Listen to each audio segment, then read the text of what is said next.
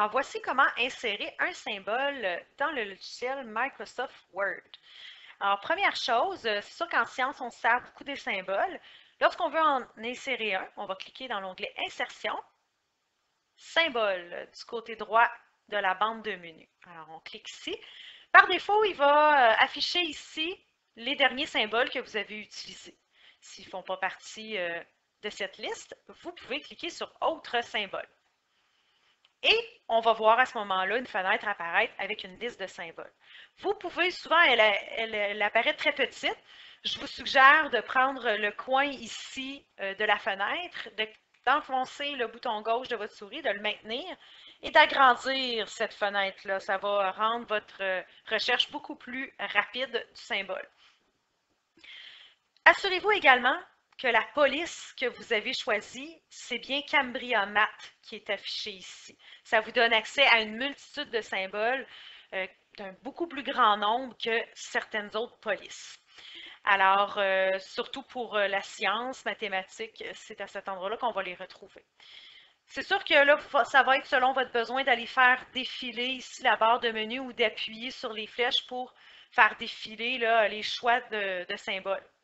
Je vous en présente quelques-uns. C'est sûr qu'au niveau des symboles, des lettres grecques, on va en retrouver plusieurs. Vous avez ρ, entre autres pour la masse volumique, pi par exemple.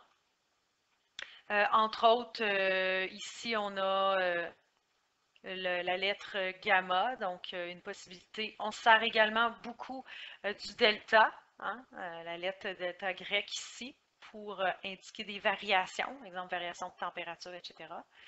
Et sinon, ben, un peu plus bas, vous allez avoir également des flèches si vous désirez écrire des équations, par exemple, en chimie.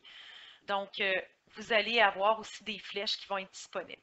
Alors, une fois que vous êtes prêt à insérer votre caractère, que vous l'avez sélectionné, vous pouvez cliquer en bas de votre fenêtre ici dans Insérer. Oups, juste ici. Et le nombre de fois que vous cliquez sur Insérer, j'ai appuyé 2 fois, vous voyez, il l'a vraiment inséré 2 fois. Donc, c'est la façon d'insérer un caractère. Autre truc, si vous utilisez des caractères relativement souvent, vous pouvez également noter un code. Donc, je vous montre, toujours dans Insertion de symboles, dans Autres symboles.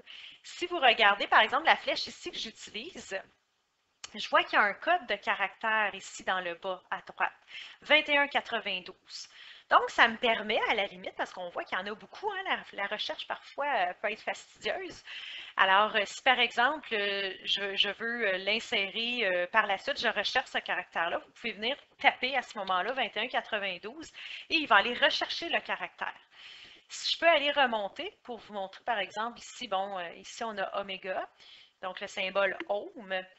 Bien, vous voyez, c'est le code 2126. Alors, en tapant, par exemple, si je clique à côté ici, je tape 2126, vous voyez que le curseur automatiquement se déplace sous ce symbole-là. Il va aller le rechercher automatiquement. Alors, et après, on peut faire insérer. Alors, ça peut être une bonne façon là, pour retrouver les symboles rapidement.